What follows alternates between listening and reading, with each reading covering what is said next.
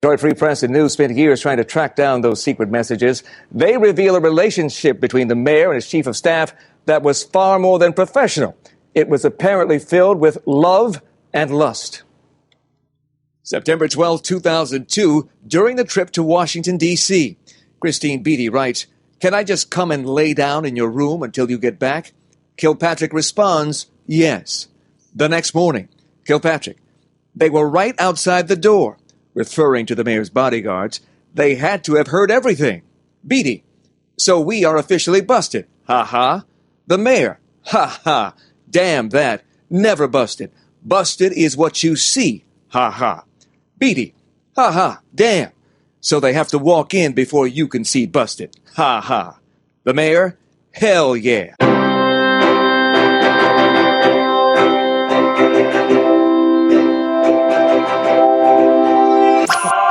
No bullshit.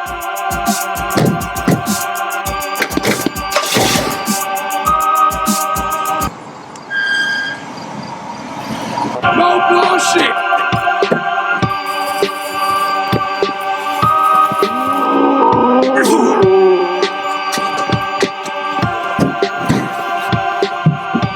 No bullshit. Public, let's just end breaking news. No more bullshit. No more bullshit. No bullshit.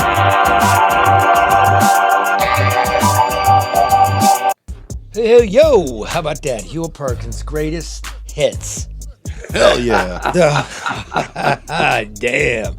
The heart and soul of this community we call Metro Detroit. Huel Perkins, Anchorman at Fox 2 for a quarter of a century, is hanging up the microphone, gonna play some bad golf and play some bad piano. It's over a week from today. I love the man. He joins us. I didn't want him waiting cold in the green room, but then we're gonna get into it. The real business of society. We and our children, our roads, our borders, Washington, D.C., borders in foreign lands. Why won't the Attorney General in Michigan investigate the nursing home deaths? A brawl at the mall.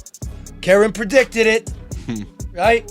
Red on the street. He goes to the gas station / grocery store, and everybody's taking the bus. Damn that. Yeah, damn that. Damn that, what's going on? But before we get to it, remember, I'm going to do this quickly. Thank you, underwriters, because it's packed. We got to get to it. American Coney Island, downtown Detroit, the heart and soul of it all, at Michigan and Lafayette, right by Campus Mars, right in the middle of this city. The fish sandwiches on Friday, it's Lent, get them. Yeah, look at mine. Beautiful. Look how good mine looks right now. Oh yeah, you ate it, this freaking guy over here. That's what happens when you're fat. That's what he does. We're getting ready for the show. We're always late because Mark's always eating Hey, we were on time the today. product. Because it's that good. It is. Remember, Couldn't it's resist. final. It's March Madness. Go blue. Go green. Yeah, sure. Yeah, oh yeah, I know. It's got Oh, Michigan. don't be haters now, Mark and Charlie. Come on now. I don't hate. It's got Michigan in it. I'm for it. Yeah. There you go. That's what we're all about, right? Love you. Love you. So listen, you can always get Coney's delivered right to your door. Get 12 dogs, all the fixins, ship right to your door. Go to AmericanConeyIsland.com. And as always, you got to get stuff done in this town. This town won't let you get it done. It's eating into your bottom line. You're trying to build, you're trying to demolish. You call ADR. It's pretty simple. They're the ones you call when you need to get something done on time and on budget. Ethical, honest, smart, and discreet. And fast. I had to email him for something this week, and literally after I hit send, I got a response from him, and then I had to respond to that, and he goes, "We'll hit it next week. I'm out of town." I'm like, all right, cool. But he's on top of it. Oh, is that him? Yeah, no, hold on a second. Hold on here. Is this breaking? Stand by. Breaking news here. But call Barry Ellentuck at 248-318-9424 for a free consultation. It is our on-the-ground correspondent in Lviv, Ukraine. Let's find out what's happening here. Hold on. Tatras, what's up? I'm here. What's up? What's good? Well, you're calling me in the middle of the show. You keep doing this. There's no kind of correspondent. Listen, I got your message this morning. You're telling me that the Ukrainian soldiers are bitching that they don't have any Any ammunition? Yes. That's the bitching that they've been bitching for the last couple days. Well, The Russians are trying to attack them from all sides, and they will be unable to fight them in a couple days because their ammo is running out. okay, where are you currently? Like, don't tell us specifically. Real close to Lviv. Okay. Are you still shuttling people in that Hummer from Hamtramck? I am. Okay, he's a freedom fighter, man. This is Taras Petros. All right, dude, we got to get to it. We heard it. We need the Ukrainian fighters to get the ammunition. We promised they're running out. That's live. That's real. All right, brother, I'll call you back later, all right? Okay. All right, bye. Wow. How about that, Huel? You like this show, bro? I love it, and I miss you, Charlie. Yeah, I wish miss you. you were back with us, man. You were a part of our family for years. What happened? I don't know. I tried to stop it. I couldn't, but Lord, I do miss you. You are my brother. You are my soulmate in the news.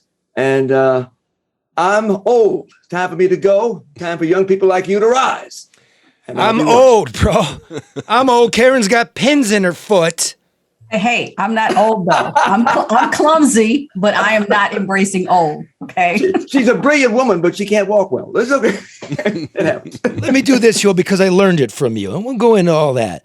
Huel Perkins first came to WJBK, Jesus Be Kind. Yes, indeed. People don't know that Fox 2 used to be a religious news station, Owned by the JBK, Storer family. Yep. Jesus Be Kind. In 1989, when the station was known as TV2, in his 32 years in Detroit, Huel's traveled the country with Nelson Mandela, the Pope, covered what? I don't think you've missed the convention, have you? No, of course not. I missed the last two. Yes. Oh. I was on the anchor desk. Oh, the two big ones. Okay. You famously, the Hudson's building coming down, and Huel's reporting directly in the destruction cloud of a skyscraper, which I hope heads rolled after that. I'm still coughing up that stuff today. Yes. which reminds me of 9/11. I'm still coughing that up. That you covered the 2008 World Economic collapse, GM's collapse, Kwame Kilpatrick's collapse, the ascension of Barack Obama, the collapse of Detroit, perhaps the rebirth of Detroit. You've been trying to push that narrative. We'll get to that. The ascension and fall of Donald Trump, the ascension of Joe Biden, and you know how that one's going. Man, you, brother, I'm just going to say this, and we'll just let it rip, which you're the host of. The coolest show ever. I get to Detroit in 2008, and I'm watching this thing, and I'm like, that's how you do a public affairs show. Get them in a room and let it rip. Let people say it. And in order to moderate that, you got to be good. How do you prepare for so many different characters, so many different subjects, for all the young people listening that want to do what you do and are never going to be able to copy it? Let it rip. Here's the deal. I am the host, but no, I'm not the star. The secret to Let It Rip is choosing guests who are articulate, intelligent, like Karen Dumas, like Charlie LeDuff, who know the subject matter. All I have to do is ask the right question and magic happens. But it's all in choosing the guests. And you do it too. You do it every day on your show. You choose the guests with intimate, intricate knowledge of the subject matter.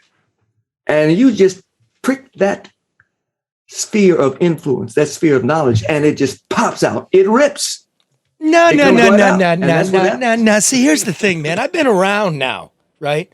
I've been on these bonehead shows, all of them, national, local. You're actually prepared. You bring a point of view. You know the subject matter, you know the guests, and then you have a point of view. And the difference with Let It Rip is you're willing to show what you think. I don't think in the beginning you were comfortable with that, were you? Well, in fact, the show didn't start that way. The show started as just a discussion program involving Fox 2 reporters. We would have myself, a reporter, Dan Miller, the sports guy, even Rich Luderman, the weather guy. And we would have a bell. It was only 15 minutes long. and we would go from one subject to the next. No one could speak longer than 1 minute. And when the minute was up, the bell would ring, and we'd go to the next guy to the next subject. It really took off, though, when Kwame Kilpatrick ran into his political and criminal trouble. When we invited people who loved Kwame and supported him, invited people who hated him on the same show, that exploded, let it rip in terms of popularity. It became must-see TV for a long time. The same thing happened when we had Sam Riddle, who was under investigation by the FBI, but who would come on the show and challenge the FBI to indict him. If you got anything on the FBI, indict me, indict me. And we would run down everything he was accused of, everything he might have done. And lo and behold, a few weeks later, he was indicted. So, that's what happens. I try to bring people on who are intimately, emotionally connected to the subject matter, who know a lot about it. And all I have to do simply is find the right avenue to get them to talk, and voila, that's it. You do it too, right here on the No BS News Hour. You do the same thing. But Huel, what you did was you created a platform where people were able to have the conversations that they have off camera, the ones they have at restaurants and with their friends. And you created that platform and brought both of those sides together for the purpose of a solution, a better understanding, or at least just sharing, two different perspectives. Well, I think too, when you talk in that kind of format, Karen, you realize that the people that you oppose in terms of their positions are people that you can talk with, you can find common ground with, if you just try. And your producer, Ken Beck, we got to give him some love, right? You are sneaky motherfuckers. Ken Beck is a flag-waving, die-hard conservative, and I consider myself a middle of the road. You're a lib. Provocateur. Libtard. But I think the two of us have worked very, very well together. Oh, you guys are awesome. Let me give definitely hats off, a tip of the hat to Ken Beck. And I was drop that about, I'd be surprised once in a while. I'd come on and then, there'd be like Sam Riddle. They'd pit us against each other. Exactly. Or me next to the mayor, like, motherfucker, they just pull my pants down here. So you got to be on when you're on that show, because Huel does let it rip, right? You're not playing nice. But since we're talking about, you're gonna hang it up here. Look, man, this is Metro Detroit. Right? This is Michigan. Not an easy place. Pretty rugged, pretty blue collar, scrappy. We're like the nicest, meanest people in America. And racial animus is still alive. And you've handled it with aplomb. In a sense, like you're the only guy in mass media here that can talk it. How did you accomplish that? Because I lived it, Charlie. Because I lived it. I'm 67, born in 1954. Even though Brown versus the Board of Education was a landmark decision by the U.S. Supreme Court, it did not change my life in Baton Rouge, Louisiana, until I was a teenager. So even in the early 60s, you would still see signs in Baton Rouge, whites only. Here I am, 9, 10, 11 years old, and there were places I couldn't go in the city of my birth. There were things I couldn't do in the city where I was born. And people want to say, oh, this is not a racist country. Yes, it was a racist country. Hell yeah, it was a racist country. And it bothers me that you don't want to remove statues of Confederate soldiers because, oh, you're trying to erase our history, but you don't want your children to be taught about what your grandfather or your uncle did to little kids like me. You don't want them to know about that. So that's why I come from that perspective. I lived it and I saw the change. I went from a kid being told to wait in the closet to see a dentist to being an anchorman on a station in Detroit. But I also realized that there are good people everywhere.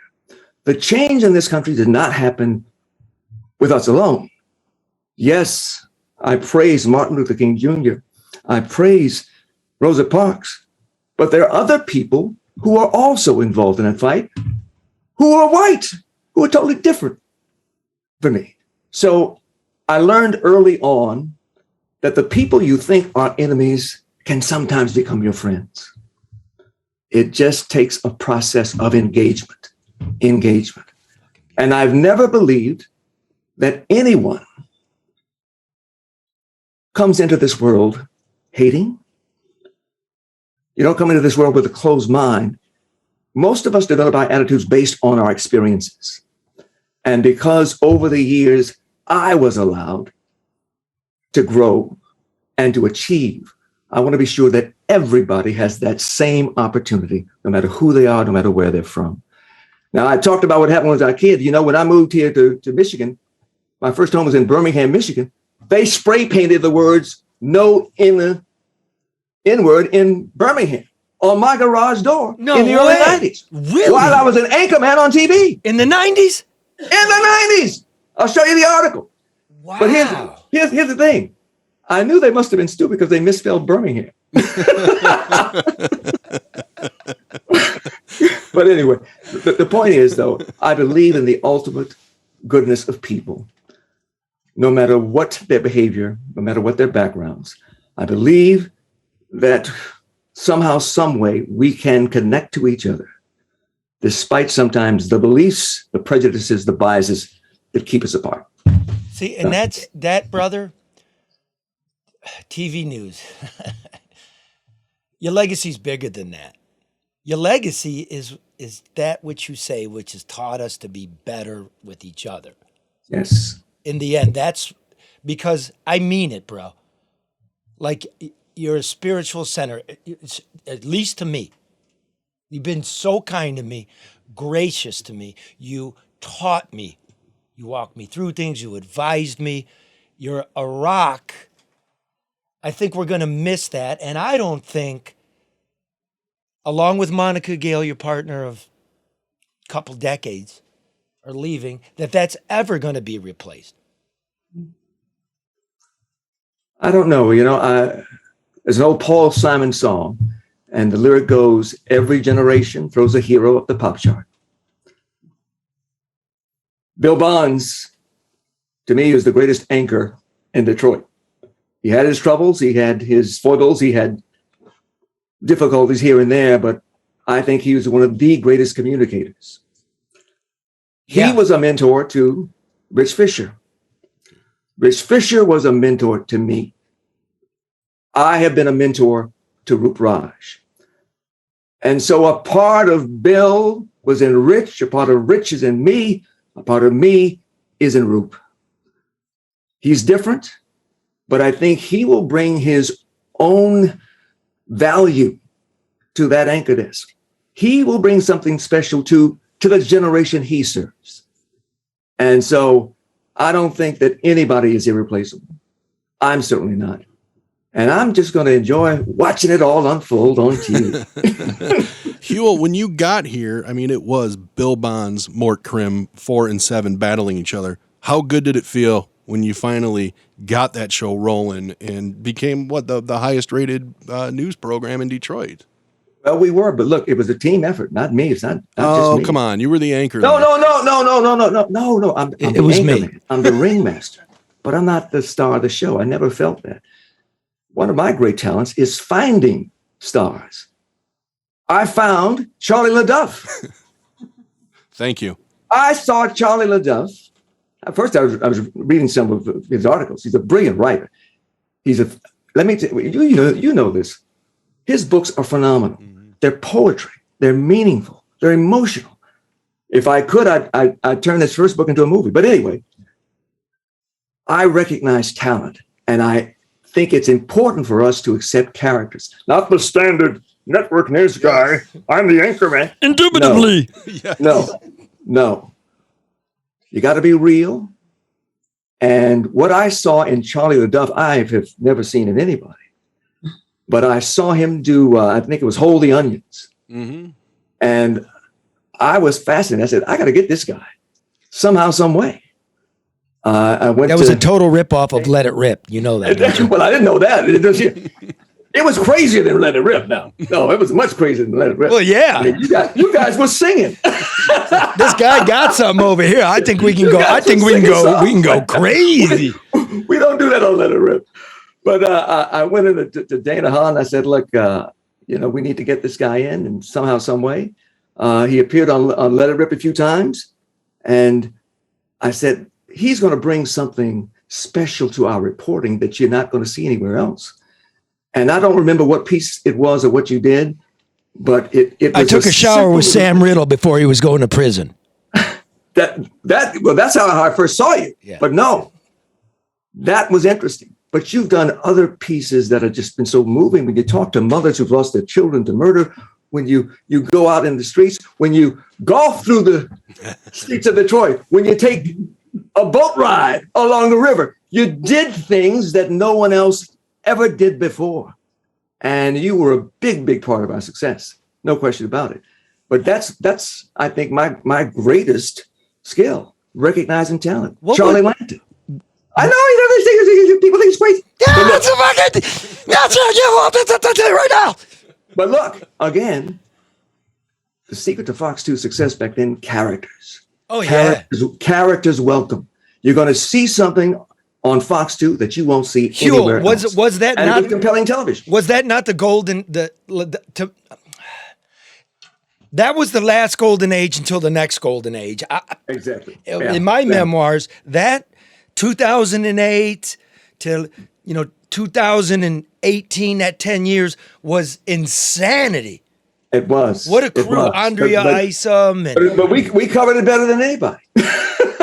We did. It was bonkers. And that's a part of why we number. But let me also give credit, though, to my first news director and the guy that made me the anchor, Neil Goldstein. Neil Goldstein was also a genius. I was about to go to Atlanta. I had an offer from WAGA in Atlanta to anchor the news there. And in fact, they made an announcement in the papers down in Georgia that Huel Perkins is coming to Atlanta. I didn't have signed the contract yet. I should never have done that. But Neil Goldstein, Jim Clayton came into town. And for some reason, Jim Clayton's grandmother loved me. I have no idea why. But when Jim came to town, handsome guy like you, his mother says, "Where is that Perkins, Huel Perkins? I like him. Why can't you make him the anchor?" He said, "Mom, let me see."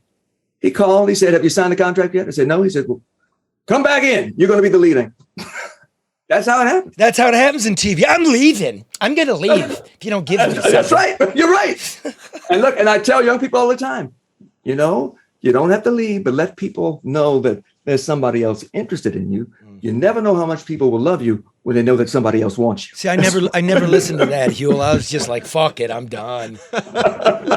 Now he gets to go buy some new clubs, right? Yeah. Play bad golf, buy a piano, play bad music. And do are you going to do window commercials? No magic windows. No, I'm not going to do commercials for Jeffrey Feiger, Mike Morse, Ben Johnson. No, I'm not going to do that. I'm very blessed. I've been very well rewarded in my career. Did you ever get paid $1 million a year? I was close. He never got the mill. Never got the mill a year. No. Never got the mill. That was like the generation before you. I got the 999,000, but not the mill. No. 1 year of that. But look, man. I'm very blessed. I have no complaint. I never have to work again in life, so I'm very, very blessed. What's the biggest story? I am going to do something. Look, I want to plug my wife's organization. She is now the president and CEO of the Accounting Aid Society. She's going to work while I enjoy life at home, but her organization is out there trying to make sure that low and middle income families keep more of their money when they file their taxes. So Priscilla Perkins is doing a great job. I'm going to help her free of charge. So that's it. Normally, somebody gives a plug, I start yelling all over them, but I respect you so much, man. Real quick, last two questions from me. What's the biggest story you ever covered? Anchor, reporter? What's the one? Look, it's not big in terms of maybe impact to everybody else. The most meaningful story is the most meaningful person I talk to, and that's Rosa Parks. When I got a chance to interview Rosa Parks and to thank her for all she's done and how her courage changed my life, I was in heaven, and I'm still grateful for that experience. And to hear her say, Charlie, well, I watch you too. Oh, wow. I'd like to watch you. That's it. Yeah, I feel that. I got tingle there. Wow. That's it. Yep. That's probably got to beat all the radio stations that play the drops of you reading Kwame's texts. Well, you know, they don't play the, look, Monica did the Christine Beatty part. Nobody plays her part. You know, I want to get some. Because she didn't go, damn. Love you. My last one here, my last one, brother, is now I'm asking you to reveal something, right? This could help the future. What's gone wrong with news? Newspapers, local news, national. You know there's a problem. Tell us what's wrong and how we get out of it. Charlie, the only thing that will save the current trajectory of the big news media outlets and the station, my station, which is owned by a huge conglomerate, the only thing that will change it is money and people like you, people doing what you are doing. But this behemoth now, this giant cruise ship, is headed in one direction with one goal, and that is to make money. This all started when CBS and NBC, before ABC really caught up, when CBS and NBC realized they could make money from news. Initially, it was a service, a public service, and it was presented as such, information that you can use to make your life better, information that you can digest so that you will know what's going on. But when they learned that you can make money from it, it exploded. We have the Today Show, we have the evening shows, we have 2020, we have weekend shows. Now we've got cable too. You can get your information from a wide variety of sources, 200 or 300 stations if you need to. Every conceivable kind of cable channel, every conceivable kind of attitude in the presentation. And because the audience now is so split between beliefs and opinions, it will be impossible to return to the kind of news gathering that you envision. That's gone, and it's gone forever. So you, with the No BS News Hour, you're going to have to do that. But if you're going to look to ABC, NBC, CNN, Fox News, that's not going to happen. They're going to pick theirs. They know because everything's so siloed. And they encourage it. The demonic Roger Ailes, rest his soul, wouldn't let me use his toilet. Intuitively, that if you give people information colored in what they already believe, you'll get an audience. And that's where we are. So that everything that happens is somehow colored through the lens of what we already believe politically or philosophically.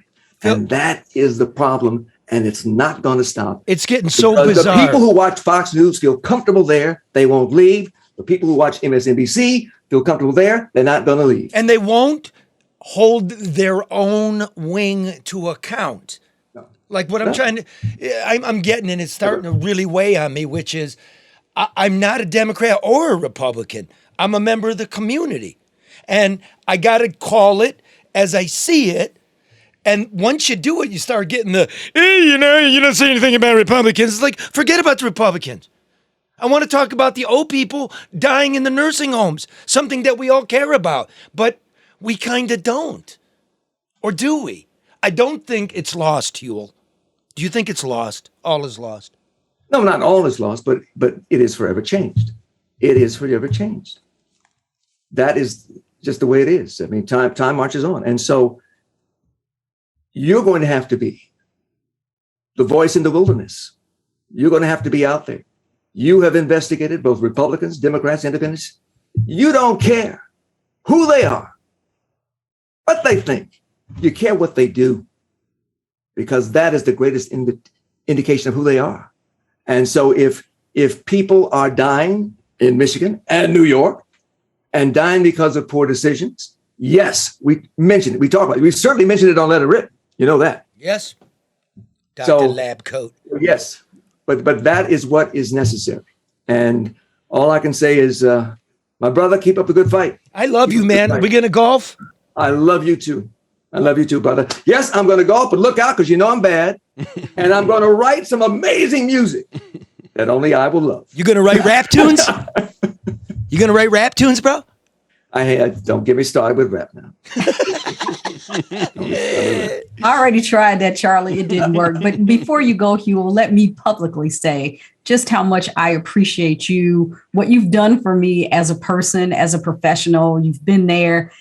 Just in ways that you may not even realize. You know, I like to think I'm special, but you do that for so many people. So I thank you for your investment in the community and in the people in the community. It means the world. So I know you and Charlie love each other. I love you as well. I appreciate you. I wish you and Priscilla the best. And hopefully I don't have to look too far to see you, since I can't see you on the news at night. I'm going to be around. My house is paid for, so I'm going to be around. But Karen, you are a brilliant young woman, and you have also been a great asset to us on Let It Rip. Lying That's media, why I keep inviting you back. news. But Karen's I'm young. going to. You hear that fake news? I'm going to be watching all of you. You hear that fake news, Karen? He called you young. What'd you say, Charlie? You hear that fake news? He's calling you young. Oh. I'm 67, guys. I'm almost 70.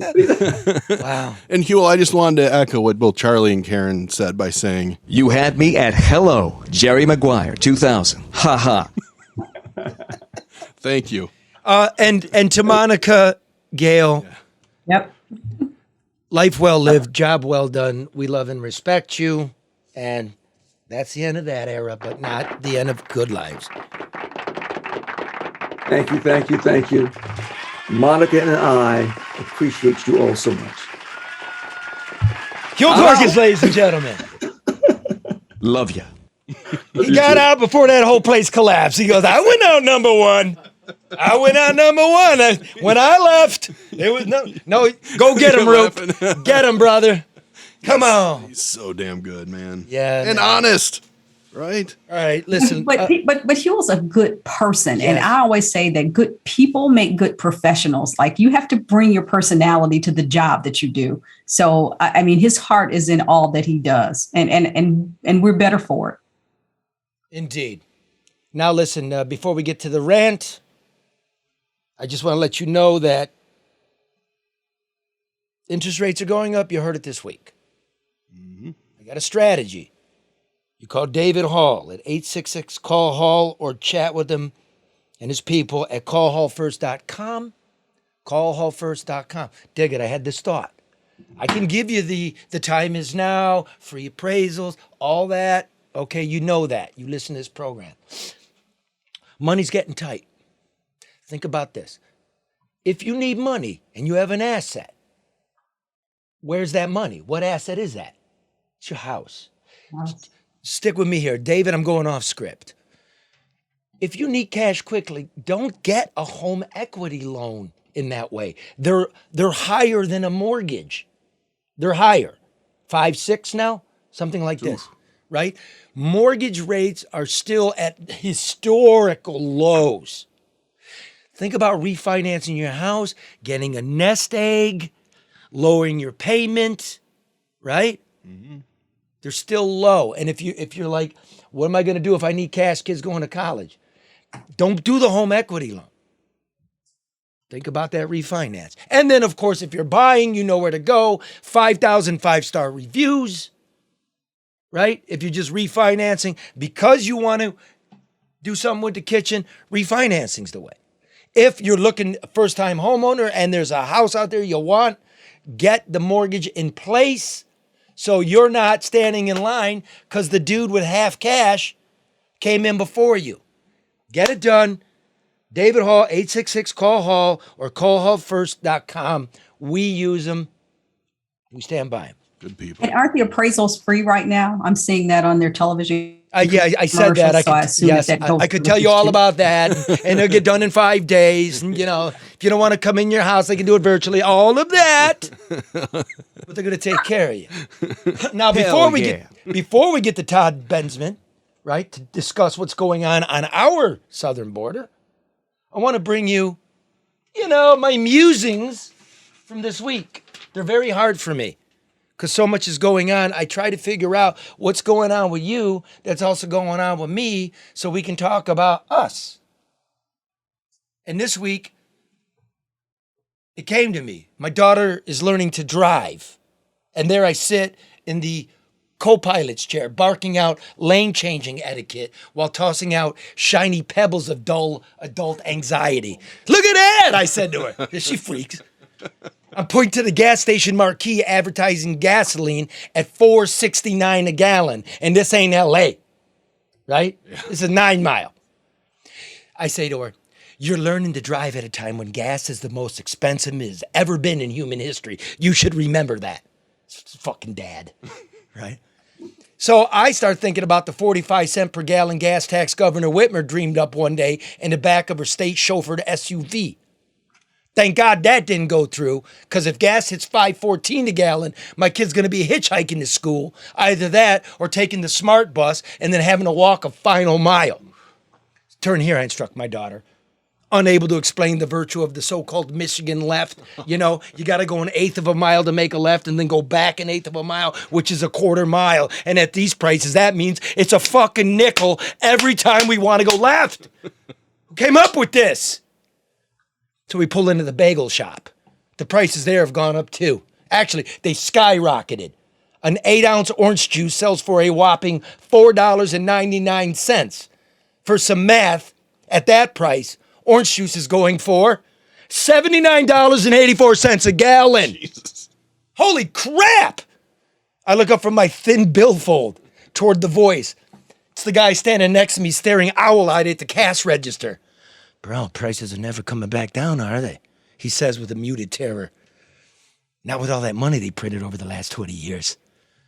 And I'm thinking it's good to know I don't feel alone, but it's little solace. We get back in the car. The roads are a fucking disaster. I teach my daughter to dodge and weave like it's a Baja off-road endurance race. Someone on Woodward's lost a tire. Road crews are laying patch. And I don't have the heart to tell my daughter that since the governor couldn't get her 45-cent a gallon gas tax past the Republicans to fix the damn roads, she borrowed $4 billion to patch the damn roads instead. And it's money my daughter and her friends are going to have to repay. And they're going to be fucked up again because we're patching them. So we listen to the news on the radio. Another double murder in Detroit. My daughter knows things aren't going well in the big city. No matter what Mayor Mike Duggan says, Duggan can say whatever he wants since nobody's got the guts or energy to challenge him. But my daughter listens to the radio with me every morning. She knows. Homicides are not down in Detroit, as His Honor says. It's just that the police are not including the number of people killed by other people in the name of self-defense. When you add up those numbers, homicide totals are exactly the same as they were last year. And they're way above what they were in 2019. It's not progress. I tell my daughter that a person in Detroit is 50 times more likely to be forced to take the life of another person for reasons of self-defense than the average American citizen. That's terrible, she says. Sure it is, I say. Why don't they fix it, she asks. I want to tell her that they pretend to fix it, that the former chief of police manipulated crime data and response times in his 8 years on the job to make himself and the mayor look good. I want to tell her that the former chief of police promoted a cop who's been accused of rape by 3 different female cops. You know it's bad in your town when cops are raping cops. Allegedly. I want to tell her how the narcotics unit in the DPD was twice busted after some bad cops stole and shook down dope dealers, and how 3 commanding officers of that drug squad were, no, not dismissed. Demoted? No, they didn't go to trial board. No, they were promoted to the position of deputy chief. Or how another former deputy chief, who worked for the former chief, went to prison for bribery. I want to tell her that the former chief of Detroit Police, James E. Craig, is now running for the Republican nomination for governor of Michigan, promising to fix things based on his distorted record of law and order. But that all seems too much at the moment. I need my daughter to focus on the broken roads. Make a Michigan left here, I command her. Another 5 cents. The roads in the subdivision are worse than the main thoroughfare. With a little swerving and diving, we arrive without incident or flat tire at the school parking lot. Kids are putting on their masks as they approach the building, even though they don't have to wear masks anymore. It's become the culture now, my daughter informs me. Kids kind of like it. Plus, it has the benefit of hiding pimples. So there's that. Yeah. It will be exactly 2 years next week that Governor Whitmer ordered shelter in place to protect the most vulnerable among us from COVID-19. We knew then, as we know now, the most vulnerable are the elderly. Huh? Yes? Yep. Am I wrong? Is this right? You are right. Karen? Yes, Is it that is right? Charlie. Todd, is that right? Yes. Okay, there we go. Mannequin? Yes. Okay. Particularly most vulnerable were the elderly living in nursing homes and who still are living in nursing homes. Thanks to an independent audit, we now know in Michigan, we didn't even count the nursing home dead properly, much less protect those living in them. But this doesn't seem to bother Attorney General Dana Nessel. Instead of investigating the treatment of people in state-sanctioned nursing homes, Nessel has decided to kick the political can, preferring to tweet about her Patty's Day drinking habits instead. That didn't work too well for her. It's like they want us to forget the whole thing ever happened. But here our kids are still wearing the masks. We've done nothing to help them come down from a perpetual state of anxiety and isolation heaped upon them by us, the bickering adults who aren't wearing the masks anymore. We've done nothing to help school children peel their noses away from the screens that we required them to do, or come out from behind their blue facial curtains. Not a COVID denier. Not unvaccinated right here. This is the truth. So flag me, Facebook. It's the truth. You know what my daughter said to me? Looking around, I ain't hassling. Just trying to understand. She said to me, I think it's almost time for me maybe to take off the mask. And she stuffed the remaining $2.49 of orange juice into her book bag. Don't worry, Pop, she told me. It's all going to be fine. I'm the one who's supposed to say that. But I don't have the heart to tell her that I think the guy at the bagel shop is right. That adults don't really know what they're doing. That we don't have really very many good leaders. Have a great day, I tell her instead. Why ruin the morning? Good head on those shoulders there, man. Yep. Anybody feel this way? And you're raising Charlie a leader, and hopefully she will have the opportunity to take and apply her perspective and what she's learned in a different platform where it will actually make a difference. It doesn't get caught up in the process of days gone by. Man, what are we leaving them? Bad roads. How's her driving? It's good. Yeah? Yeah, it's good. It's good. It's nerve-wracking. Oh, yeah. Today I said very little. Were you white-knuckled holding on? No, I'm good. But, you know, you guys, I think it's pretty obvious the kind of person I am. It's like, shut the fuck up. All you got to do is grab the wheel when you need to grab the wheel. Okay. Now, before I bring in Todd Bensman, Senior National Security Fellow for the Center for Immigration Studies, author, who's written a piece in the Federalist this month. He's writing everywhere. He writes particularly about border security, right? Yes. He's been. We got to talk about financial security. Oh yeah, very important. Everybody be guessing. Don't be guessing. Call Luke Nowacki. Separately owned. Stocks, bonds, gold, mortgage refi. When it comes to security, Market's down, it's up. an investment It's a yo-yo. It's a yo-yo. There's different kinds of yo-yos. There's your old wooden yo-yo, the butterfly. There's the one that sparkles and sizzles. Yeah. Don't go for the sparkle and sizzle with your hard-earned money.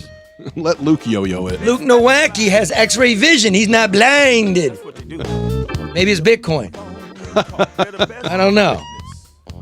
Call him at 248-663-4748 for personal, focused, tailored financial advice. If you actually work for a living, call financial specialist Luke Nowacki, good friend of the program, 248-663-4748. Thinking about your dad, Luke. Not getting treated well in them nursing homes.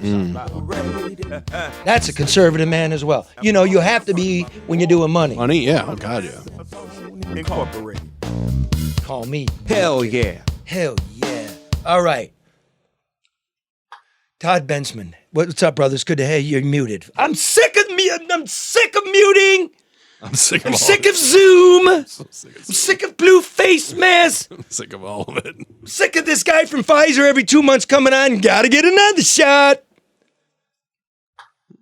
Let me get something straight here before we do this. Yeah. Those that get vaccinated, this is just math. It's data. Those that get vaccinated tend to die less. That's all I'll say about it. Is that right, Mark? Yes. You are the and data. Hospitalized, yeah. You are the tremoring data, COVID nerdy, scaredy cat dude. Oh, I just find it interesting. That is correct. Yeah. Mm-hmm. It's correct. Mm-hmm.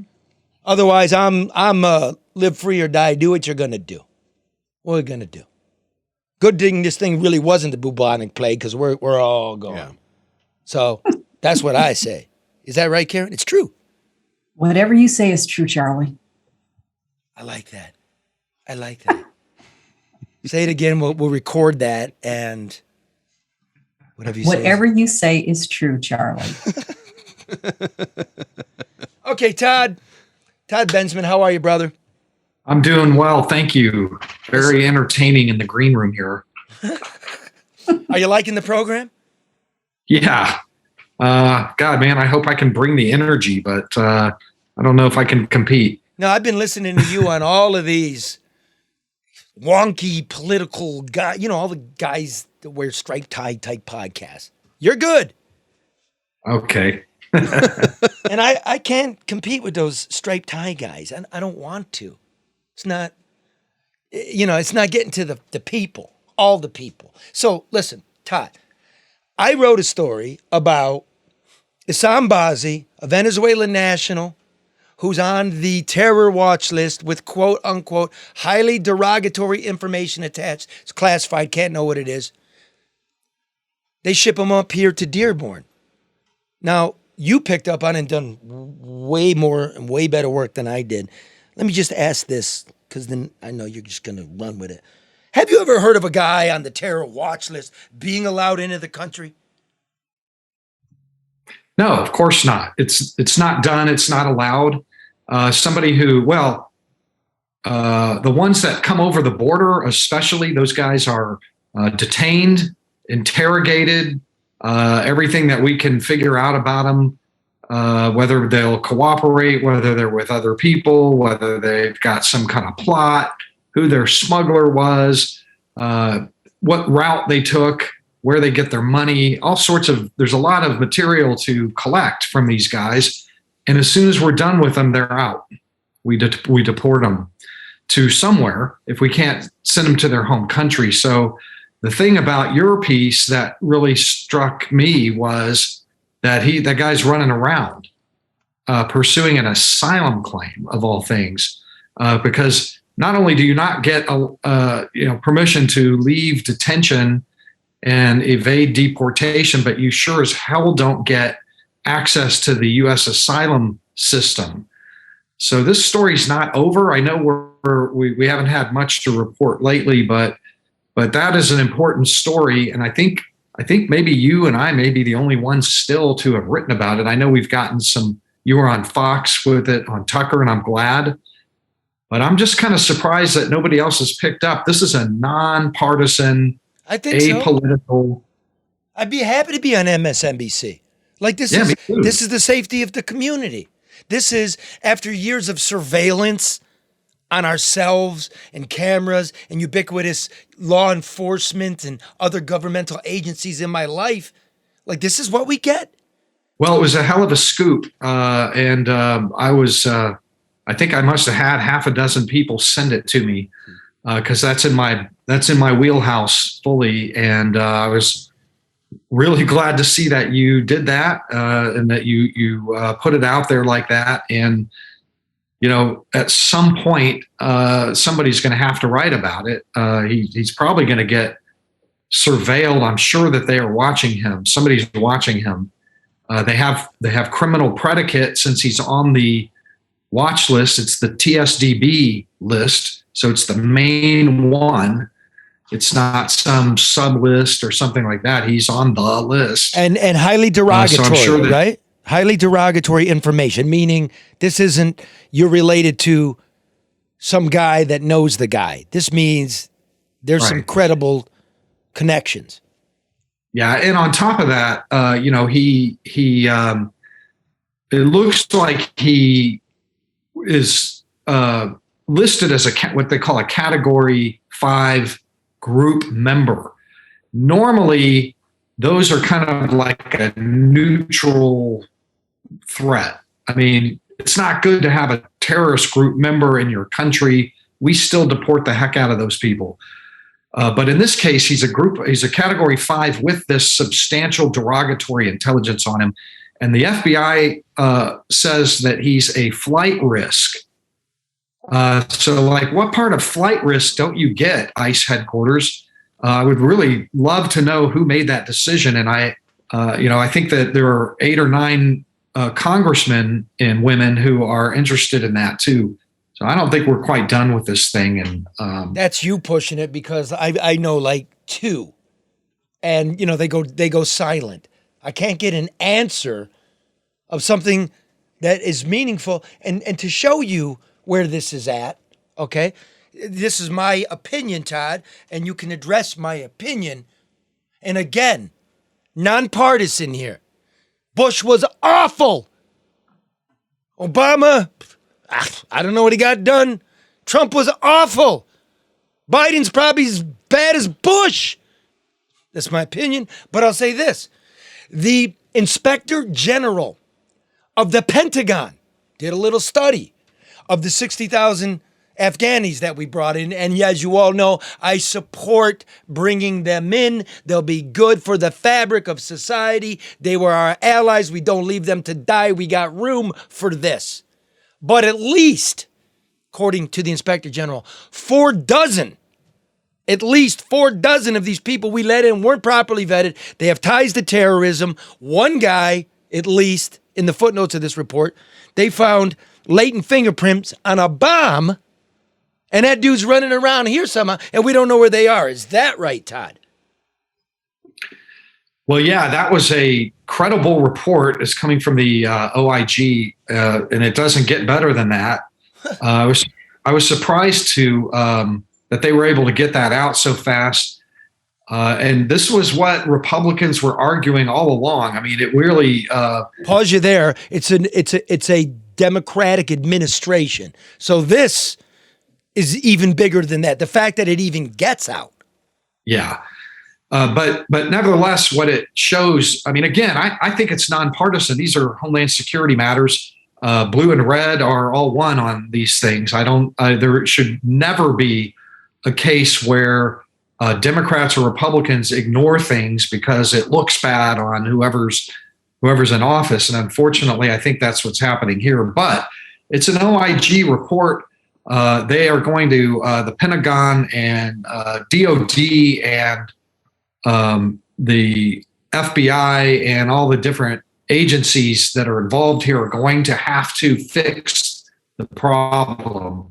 And I do believe they will fix the problem, which was a problem of databases kind of connecting with each other, where when they run a name and fingerprints that it stop, Todd. Hits. Stop, Todd. Stop. Yeah. Okay. Sorry. No. It's databases again. How big are these fucking budgets? The Pentagon has never submitted to an audit. How big are these budgets? It's like Michigan in the nursing homes. This database doesn't talk to that database, and we're arguing about how we're counting that. Fuck off. Just fuck off. Now what do we have? Let me move it now. Order 42. Order 42 is our immigration policy. Title 42, yeah. What is it? Title 42, that's the pandemic control pushback policy at the border. Meaning you can't get in. We're freezing it even for asylum because of the pandemic. That's being lifted. It looks like they're going to lift that thing here in the next couple weeks. They may put it off. It's every 2 months they have to renew it. And that thing is the only one that had a some kind of a braking effect on the mass migration that's happening at the border. Now, keep in mind that we have had 2 million apprehensions in the last 12 months, 2.3 million apprehensions in the last. That's the most in American history by far. We're Another most in American totally history. New territory. Another most in American Totally history. new territory. The gas is the Yes. highest in American history. The amount of Yes. people apprehended at the border is the highest in American history. The inflation rate is the highest in American history. Do not tweet me and call me some kind of partisan hack. I am your brother. I am not happy. This is ridiculous. We got probably, if this is lifted, unvetted, unvaxxed, not needing to be vaxxed, you get to pay for the bus ticket. Another 250,000 people. How many, Todd? 250,000, 300, 400, 500,000? Well, that's right. I mean, we're having, probably on average, imagine a Super Bowl stadium, 70,000 people in one of those. Well, 2 of those full came in February, more than that, and 2 of those full came in January. That's the volume we're looking at. Every month, we're getting 160, 170,000 migrants that cross the border or attempt to cross the border. And the numbers are just collapsing every system that we have. And when the only thing that has really even, that's already a mega crisis, historic U.S. mega crisis with second, third, fourth order consequences that are going to be with us forever. But the Title 42 turnback slowed it up quite a bit. It couldn't be permanent. You had to eventually get rid of it, just like masks and everything else. But when they do get rid of that, they're looking at least a couple 100,000 more coming across that border. We could be looking at 300,000 to 400,000 in the first month of that. Okay. Hold on. by my I don't want calculation. this to get lost in your Ivy League bureaucratic tease here. Where'd you go to college? Well, undergrad, Northern Arizona University, which was not Ivy. say Northern and then, Arizona University of University. Missouri Journalism School. Guy's getting paid by the word. Where'd you do your graduate studies? University of Missouri School of Journalism and Naval Postgraduate School. I have 2 of them. Thank you. And Over have you at- ever written a book? Working on another one. What's the name of the book? It's it's America's Covert Border War. Okay, look here. America's Covert Border War. This is exactly what he writes about. Right? About jihadists trying to get over the border. Yeah, your guy. The guy wrote for a decade for the Dallas Morning News. The guy knows the border. I'm just bringing that to you. Make up your own mind. Like I said, we can all decide who comes in, who doesn't. But this bureaucracy in this administration, as like the last one, the one before that, and the one before that, and the one before that, and the one before, is so slothful, so lazy. Bums. You're bums. You're fucking bums. It's just a fact. Hey, Todd, if they do not renew Title 42, are there any Ukraine-type ramifications? Or because, there's a big refugee problem there. What happens with? Yeah, In other words, is we're now the already- right time to be? Doing Are we this? seeing Ukrainians right now? Forget what's going to happen. Are we seeing Ukrainians right now? Yeah, hundreds of Ukrainian refugees are already showing up at the southern border, and they're crossing in as we speak. We had about 300 in February. Altogether, we've had about 1,300 Ukrainians show up at the southern border, mostly at Tijuana, since October, and we're in a surge. It's going straight up. So I think that this is kind of just the beginning of the Ukrainians showing up. Right, now watch. There's actually a war there. Okay? Again, as I've said, I'm on the right. I'll say it again. Una otra vez, amigos. I would do it too. I ain't hating. I'd do it too. But you now know, everybody in the world knows, Russians know, Ukrainians know, Venezuelans, everybody know, get out of plane, get to Monterrey, and fucking hire a coyote and get your ass to the border. How about you in Washington anticipate this and get us some kind of refugee policy for the Ukrainians? So we can all discuss it. So they don't make Is their there no own. way for a refugee to get to this country? Amen. This is some shit. Because I don't think, Karen, you against war refugees No, trying to I'm come not to the against promised land? refugees, but I do think that there has to be some process and some plan, some protocol. I mean, I do. You just don't. We just don't. I don't want to say this the wrong way. So no, I'm not against it. But I don't think that we open up the floodgates. I mean, this country doesn't take care of the people that are already here. Oh, God, so, right. I mean, they don't. And so we're adding insult to injury. We're inviting people to come in that we either are not going to help, can't take care of, or won't take care of, in fact, if they need it. So that's why I'm not against it, but cautious about it. Really cool, Karen. I mean, let's elect this woman to something. No bum rush. No bum. We're better than this. But I don't think we are. It doesn't make sense, Charlie. I mean, we talk about the people in the nursing homes. We talk about people that have been in catastrophic, and this is just for the state of Michigan. This country has enough resources to make sure that people are taken care of should need be. I'm not saying everybody's going to ride around in a Rolls Royce and, have a private jet, but there should not be hunger. There should not be homelessness. There are issues that we constantly contribute to that we are able to solve.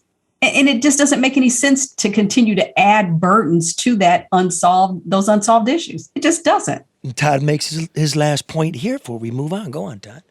What I'd like to say is that the Ukrainians have great options to them for war refugees, the best options I've seen.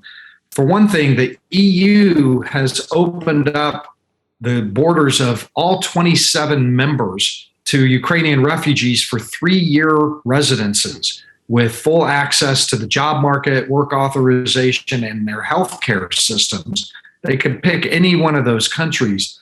So the idea that they are, coming to our southern border as some kind of desperate, fleeing the bombing of a maternity ward is absurd.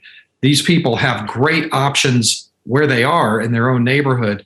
And I think we've got enough problems at the southern border with those 2.5 million people who are collapsing everything in an asylum system that they're going to access. I don't think we need them to be coming to the border. We don't need to encourage that. We got a better way. We can do it like the Europeans. Let's put some dignity into this. The same as if you're from Guatemala and you're working in Miami, your kid doesn't need to go through the hands of a smuggler. We can have a program where you report to the embassy and we'll get your kid to you. There's ways to do this. This is a mess. So let's go like this. We're moving on. You can hang if you so choose, brother. What is the administration doing? Let me just give you a quick rundown because we got people all over the world, and I've been to many parts of the world, as has Todd. Okay? Been to the Middle East, been to the oil fields, watch them burn. What are we doing? The Russians are involved in negotiations to reinstitute the Iran nuclear deal. It's so bad, so watered down, that even Biden's negotiators walked away from it. And that, according to Wall Street Journal, part of the negotiations are Russia will not be sanctioned when it comes to trading nuclear business with the Iranians. This is fact. Is this the right time to be doing this? This isn't fact. Now, part two, we're begging the Venezuelans with the largest oil reserves in the world that are under sanctions and the Saudis to pump some more oil for us. But the Saudis won't even return Biden's call because, I mean, rightly or wrongly, he called them a pariah state. What's the name of the prince? Mohammed MBS. bin Salman. Yeah. Remember that? He chopped up the reporter. Yep. Khashoggi. Yep. Had him put him in suitcases and take him out of the embassy in Turkey. Mm-hmm. Yeah, it's disgusting. Terrible. Yeah. He's a criminal. Putin's a criminal. But you know what? When you offend the Saudis, who can turn on the spigot right now, yeah, and then you come begging back, bad policy. Everybody smells weakness. When you've been around the world, when you've been to Russia, when you've been to Qatar, when you've been to Kuwait and Iraq, when you've been to Latin America, people respect some sort of strength. We're all over the fucking joint here. We got, as you heard at the top of the program, they don't have ammo in the Ukraine. Right? And we send the vice president to Poland to deliver a speech about how we're in it to win it, and we support the Ukrainian people because they're part of NATO, but they're not part of NATO, which is the whole sort of underpinnings of this thing, right? Yeah, the reason we can't get involved. How close is NATO going to push to Russia, and when is Russia going to push back? Again, I know your culture wars out there. Putin's a criminal. Mm-hmm. He's fucking shelling apartment buildings and hospitals. Mm-hmm. It's medieval. That's what they did in medieval times. Charlie Todd said that this should not be a red or a blue issue. But the reality is that everything is either political or it's performative. The vice president's trip to Poland was performative. We constantly see this administration do things for a show, but it has no substance. It has no impact, as Charlie said. It has no strength. So, everything, unfortunately, is political. Some things shouldn't be, but everything is. Play this clip. Okay, that's true. But here's the thing. When you're doing a performance, you got to study your lines. Exactly. Yes. You have to study the script. Yeah, you can't be a bad performer. And by the way, if like Hamilton, it's pretty good. It's somewhat accurate. The guy studied. Yeah. He read a book, but yeah. Either she went off script or the script writers are shitheads. Listen to what our vice president in the midst of a simmering world war is saying. Go ahead. So I will say what I know we all say, and I will say over and over again. The United States stands firmly with the Ukrainian people in defense of the NATO alliance.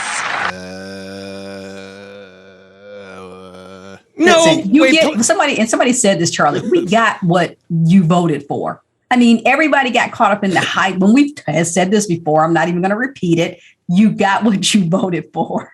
Yeah, okay, but thank you, Trump, with your capital bullshit and your tax cut that broke the bank. And yes, this inflation is sitting with you, bro. All right, okay, come on. Yes, but you did get what you voted for. You got what? Play it again. Here, watch. So I will say what I know we all say, and I will say Pause. over and over again. I'm not saying that. You can leg me. Me.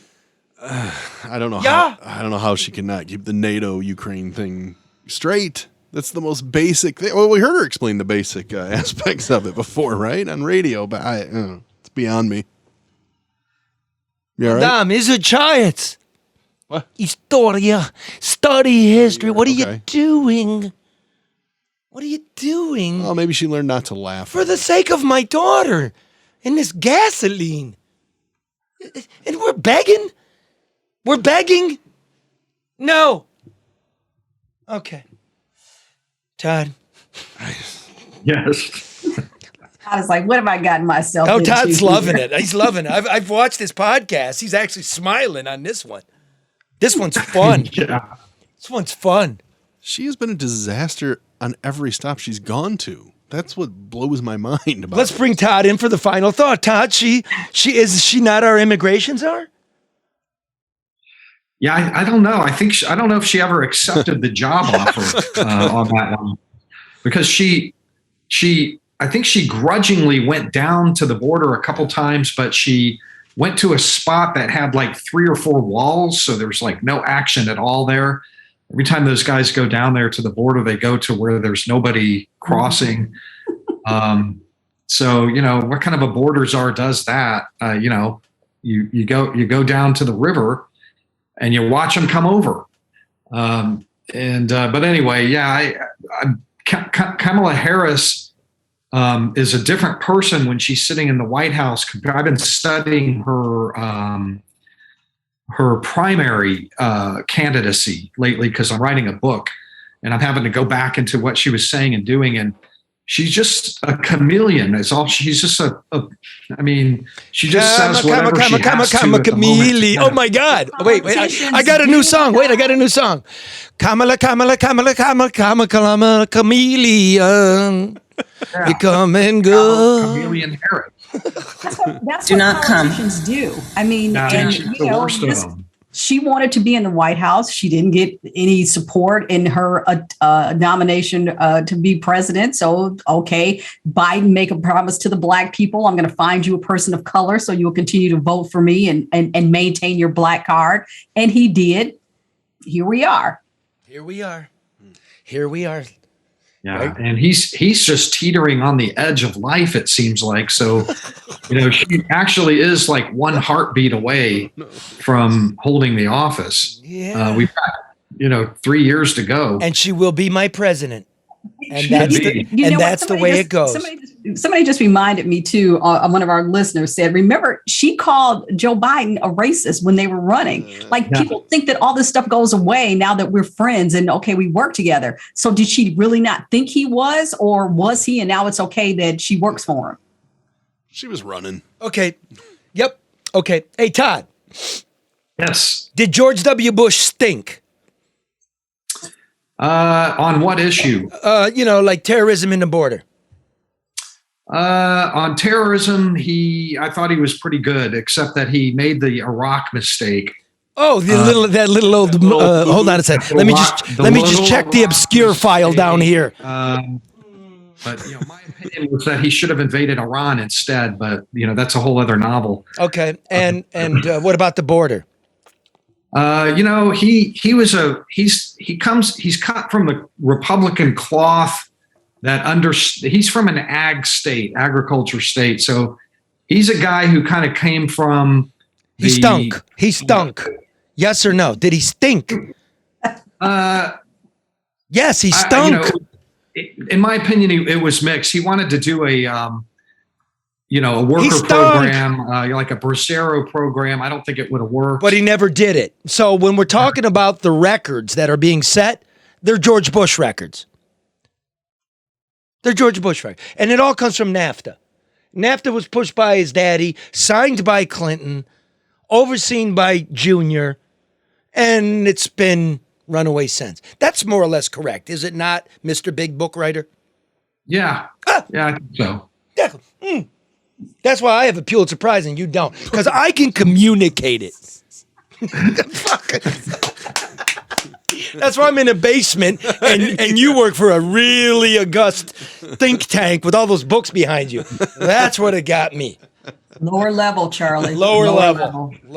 See, but that diminishes me, Karen. It says lower. I don't want to say poor or lower.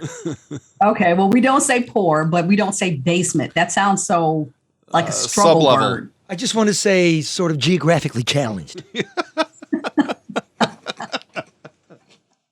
Yeah, well, I have to say, I mean, until you wrote the Rozzi story, I wasn't familiar with you, but I have spent a bit of time online looking at your body of work, and man, you and I could have been friends back in the day if we were in the same town. I'm old school journalist too. from the same kind of cut from that same cloth.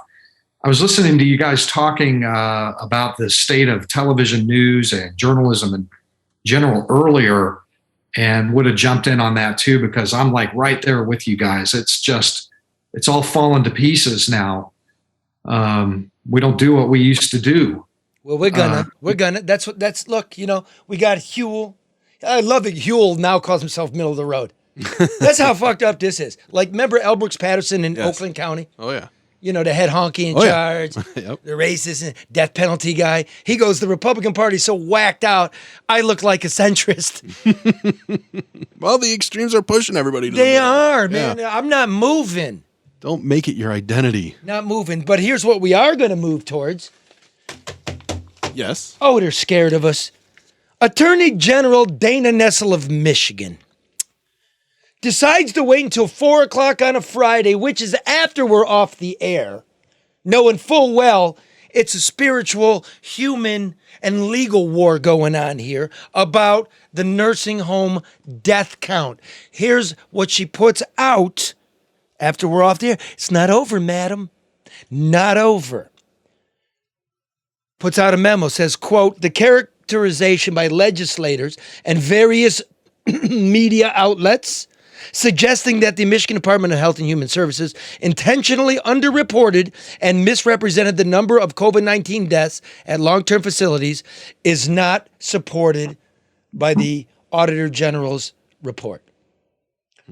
Number one, that report wasn't a report. It was just a graph. It was charts. It was numbers.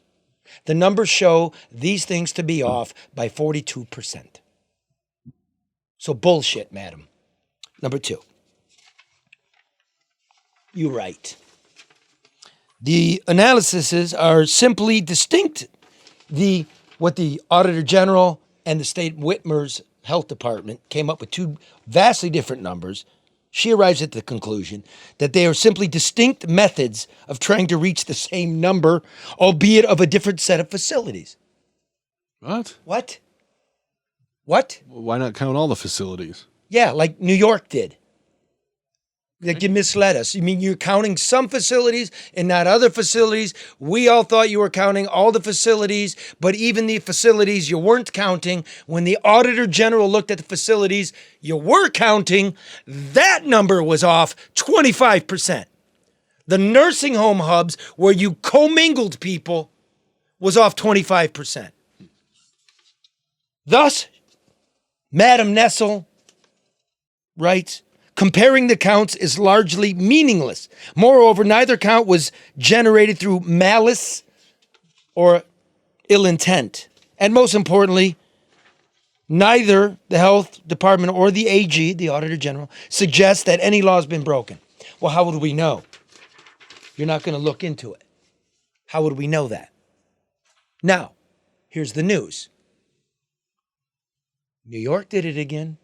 Let me just say that. Let me just get to it. You're an ugly human being. We deserve an investigation just to get to an answer so we can improve processes. But it's an election year, isn't it? And you know what you're doing next week? Everybody, you know what she's doing next week? She's going to be a guest speaker at the Healthcare Association of Michigan, the umbrella group for the nursing homes. How convenient. At a nice little luncheon in Battle Creek. Wow. Are you going, Charlie? Maybe we send Red. We deserve it. Have lunch with us. Here's what New York came up with. Come here. Here's what, You mean on this program? Well, she had the memo Chicken prepared. shit. She could have come on last week. Plus, I'd drink you under the table. And taking your fish sandwich too, Mark. Well, and let's keep her out of here. New York Comptroller Thomas DiNapoli, Democrat in New York, Democratic state, echoes what Letitia James, the Attorney General of New York, Democrat, found in New York, which was this what they found. New York Department of Health underreported the number of deaths in the nursing homes due to COVID-19 at 4,100. Michigan's was 2,500. New York's twice as big as Michigan, meaning double it. That's 5,000 in Michigan, 4,100 in New York. Plus, New York was counting assisted living. You might ask what those are. Those are places that don't have nurses, but they have bingo night. That's what we all think are old people homes, right? Yep. That they're not being drip fed and they're being assisted. And they can wash themselves a little bit, and they cook their food. New York counted those. We didn't even count those, though Governor Whitmer, in her executive order, said to count them. We didn't even count them. So this could be really bad. So don't fucking tweet me saying, what kind of journalism is that? It's a probable because we don't have the number, D-bag. You do what you want. Don't bother me. I'm busy. Busy trying to help old people. That's what we're all doing here. I go on. New York, Comptroller, DiNapoli. The department was slow in its response to a directive from the federal government to carry out surveys of nursing homes for infection control problems. Same with us. We reported it. In fact, you didn't even do it. In fact, when you finally got around to it, half of them flunked in your hubs. We go on. Says the comptroller, our findings are extremely troubling. The public was misled by those at the highest level of state government through distortion. New Yorkers deserve the truth. The pandemic is not over, and I am hopeful the current administration will make changes to improve accountability and protect lives. Why aren't we? Am I going on here?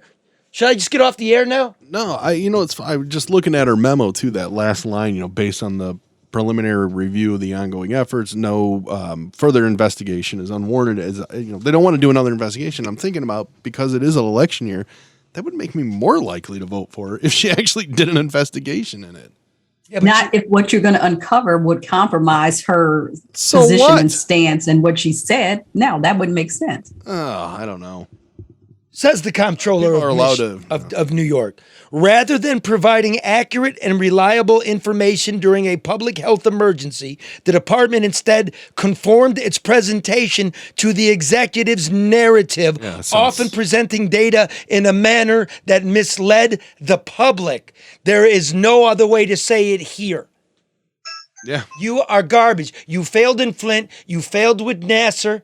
You ran down barbers and harassed them. You ran down restaurant owners, putting out press releases so happy that they got arrested, and you can't bother yourself with this.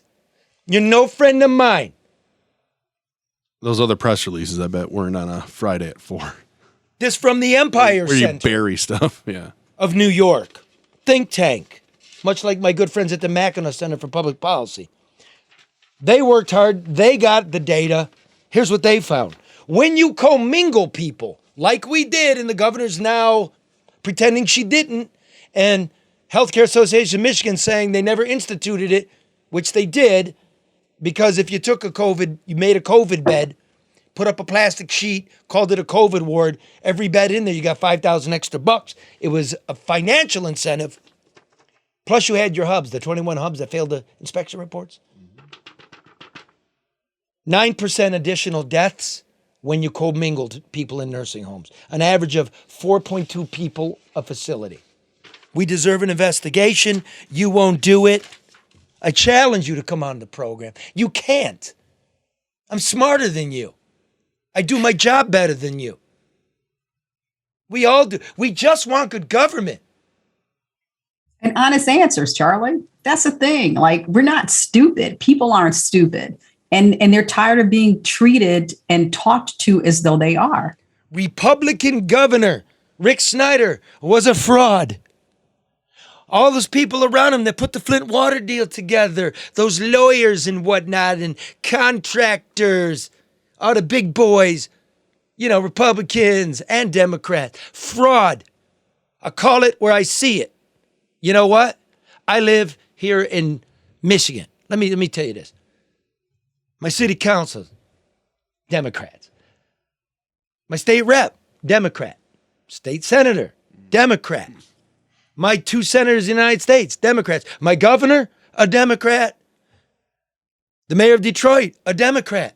The president of the United Allegedly. States, a Democrat. The vice president, a Democrat. The Senate Majority Leader in Washington, a Democrat. The Speaker of the House, a Democrat. What do you want from me? They're all Democrats right now. They're just the holders of power. But Dan Gilbert's not a Democrat, he's a Republican. Big Trump guy. Changed all the tax laws. Yep. Where's our stuff, Dan? Where's our stuff?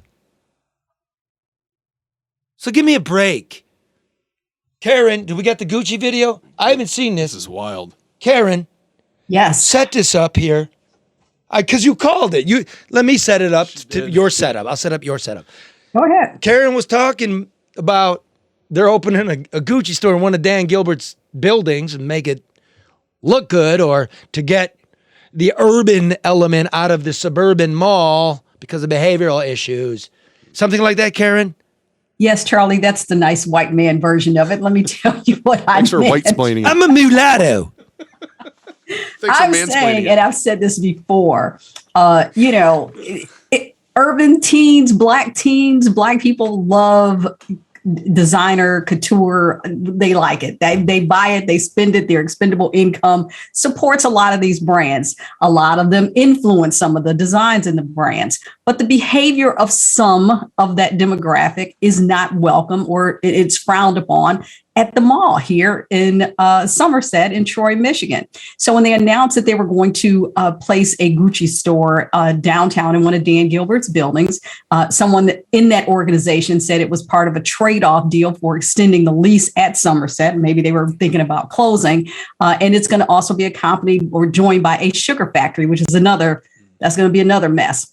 Anyway, so on March 13th, Crime in the D, and he listens to the show. He posted on his Twitter page a video of a fight taking place in the Gucci store. And I said, this is exactly what they don't want out there. So my thoughts are like, hey, we're going to put all this stuff downtown. You all stay downtown, stay out of Somerset, because we don't want this out here. I mean, that's the unspoken desire. Okay, now I haven't seen any of this.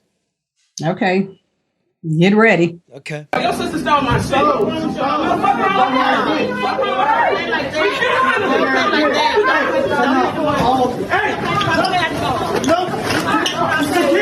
Stop now. Okay, stop. Stop. I beat that ass. Get out. I beat that ass. Get out. I beat that ass. I beat that ass. I beat that ass. I beat that ass.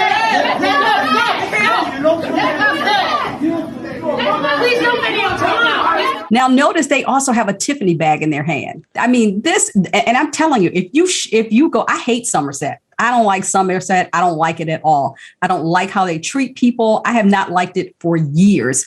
I go only because they have a couple stores that we don't have any place else in the state. But you can tell that you're not welcome. And I feel that way. I know that other people have that same feeling. I mean, it's crazy, but they expect everybody to act this way. When incidents like this happen, it doesn't do anything for changing, the perception or, extending the welcome mat. I don't know what to say, Charlie. Hold on, because you said you want to talk about it, so I got to think about this. First of all, that is much more tame than, in Manhattan, they have shoe weekend. Mm-hmm. Like all shoes half off. You get fucking mauled. Like it was disgusting. I'll never do it again. Plus I got the wrong size shoe. I didn't know my wife was, telling me her foot was smaller than it actually was. We'll fix that in post. It's very small, very small feet. Tiny. But, so what's to be drawn from that? Like, yeah, of course you like Gucci, but you don't want that in there. So what's to be drawn here from this? You don't. What are we I saying? guess from my perspective, It's got to be your perspective, because I don't want to end up on Twitter. well, and that's okay too, Charlie. Again, everybody's not going to agree with you. Everybody's not going to agree with me. Sometimes people take things out of context. My thing is that I have never wanted to take my money where it was not welcome. I remember I was in Europe. I bought my son a gift from Louis Vuitton. It needed to be exchanged. I took it to Somerset, and she says, you bought this in Milan? And I said, yeah. She says, well, what's the shopping like there? I said, it makes Somerset look like a strip mall. That's exactly what it is. So this, to a lot of people, is the end all to be all. When in actuality, most retail outlets have a level of respect for people that keep them in business. It's not always approached with apprehension and fear. In my opinion, you're dancing around. That's what this is here. What you're dancing around, because do you want to stop at that store? If that's what's going on, I haven't bought Gucci for 99 years. I wouldn't go in there. Whatever. You know what I'm saying. Do you want to shop there if that's the kind of shit going on? No, I do not. So what to do about it? Well, but see, there's the balancing act, Charlie, because that is your demographic that is placing and pumping a lot of money into those stores. Mm-hmm. So what to do? What are we going to do? Like let's put one closer to home so you don't have to come out here. Let's separate. That's what I thought the strategy was behind putting the store downtown in the first place. Well, that's what you were told. That's what I was told. From the inside. Good idea, bad idea? I don't think it's going to make a difference, actually, because I think that, you've got one store, and I think that one store may, attract some folks, but you've got all the stores that, the people, like I said, the one lady had a Tiffany bag in her hand. So, you don't have a Tiffany downtown. You don't have, a Saks and all the other stuff. So I don't know. I'd say this, America's coming apart at the wheels. You want order? Like, it's not just cops, right? Look, if everybody... I got a solution. It's going to cost them, but Gucci charges an arm and a leg. Yep. You want peace in your store. You see San Francisco. Fuck it. People just ain't nothing to keep order here. We're just going to take shit. Individual attention to every customer. If there's more salespeople dealing with people, people aren't arguing over a bag. Yeah. Good service. If you want an answer in America, that's what it is. You're not going to change habits. You're not going to change culture. I'm an irascible redneck myself, mulatto. But you know what I'm saying? Like, do something to keep the place cool. Don't turn it into a strip mall. Does that make sense? I'm trying to find an answer here. There isn't an answer, Charlie. It's just not, it's not an answer. And like you said, our country, our community is unraveling at the seams. The people that, unfortunately, that display this type of behavior have a right to be there. I mean, it's just unfortunate that we as a community and as a society, have come to the fact that we think that not just doing this in general, but doing this in public is okay. Yeah, there you go. Yeah, I agree. Mm-hmm. But I would say this. I try to find an answer here. Instead of treating people like an issue, treat them as a customer and give them. When I go in, I want service. Because I will go into Tiffany's. I like those little charms for the bracelet. I like those. They're keepsakes. Gentlemen, get a Tiffany bracelet and start collecting the charms. They're wonderful. But you know what, Charlie? I hate to say it. I do. I want some service. It's easier. I've shopped on Rodeo Drive, in Chicago, New York. I shop.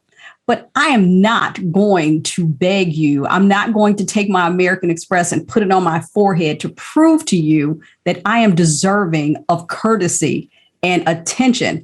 I can't tell you how many times I wrote a column about shopping at Neiman Marcus years ago, and the general manager reached out to me because it's like they will look over. They don't want you out there. I don't want to go somewhere that I'm not wanted. I'm not going to beg you to take my money. And plus, I don't need anything else anyway. And let me suggest, I'm just not going to do that. No, every customer should be treated with respect.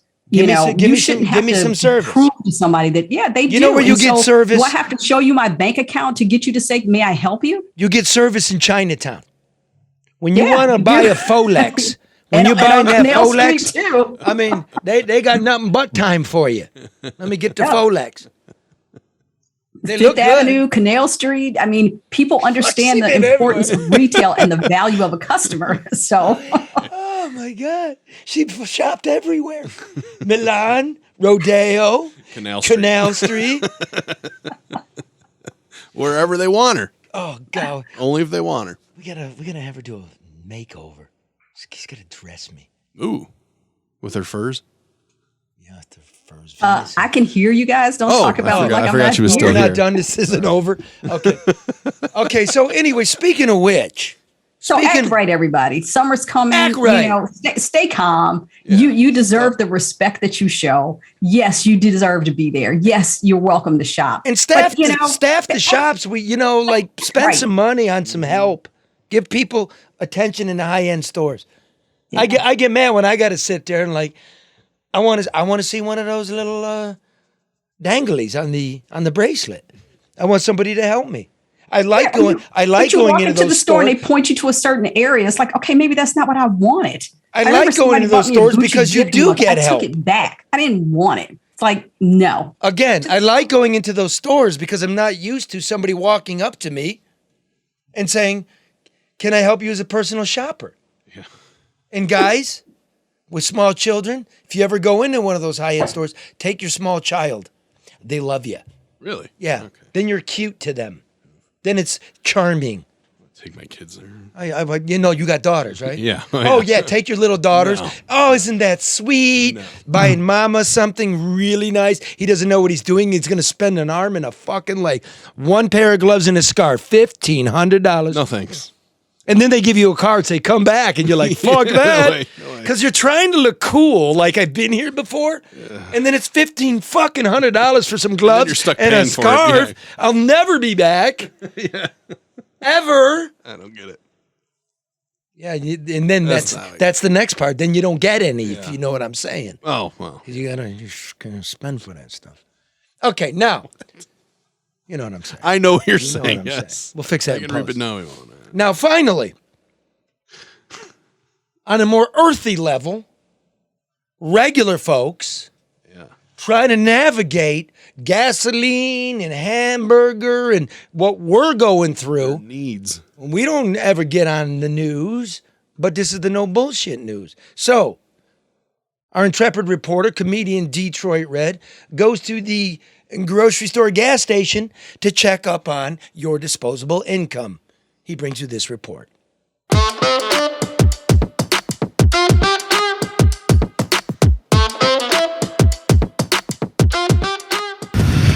What's up? This your boy, comedian Detroit Red, and everybody knows the inflation monster is here.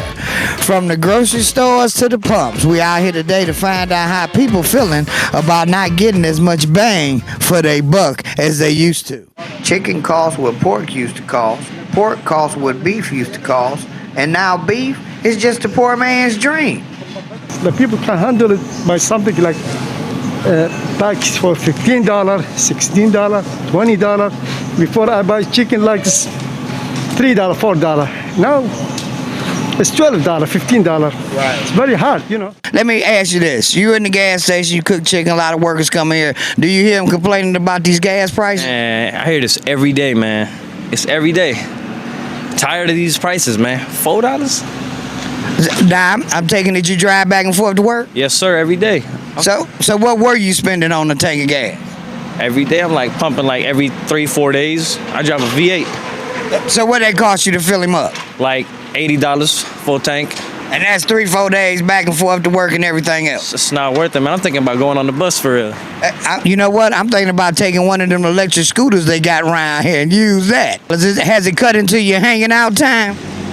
Ruined everything, man. I can't even go out on the weekends. I can't even buy weed. I can't even smoke no more. You see this? Even the young, don't mess with the smoke. That's what I'm saying. I got to make a decision between a good blunt or some gas. Come holler at me right quick. Yeah, I want to hear. Hey, we getting it all. It's definitely a gas guzzle, but I'm just saying, if it was $20 a gallon, I'm still going to pay my $20 because I got to get to work and I got to get to my kids and my girl, okay?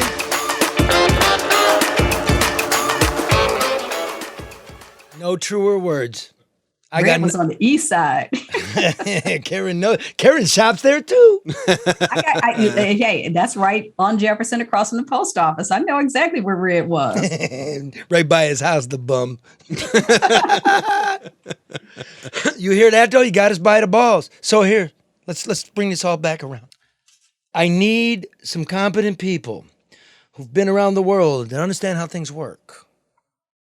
You got to understand how things work. We've been in bed with creeps forever. You're gonna diss the Saudis, they're gonna come back and get you.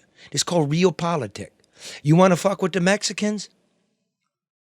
They'll send 500,000 refugees your way, right? You want to fuck with the city? They'll come after the Gucci store. You want to fuck with the suburbs? You'll lose your job. You notice underneath everything going on in the world, from the perspective of America, the nursing homes, Ukraine, gas, the Saudis, the southern border, that when you get into the stories, when you watch the stories or read them, they talk about midterm elections because they're shit scared for their jobs. I encourage you to think for yourself. And I don't hate you. You're my brother, you're my sister, and your children are my relations. Having said that, be more like Huel. Be like Huel. And do the work like Todd. Thanks for being with us, Todd. Karen, as always, sister. Love you guys. Equally. Love you.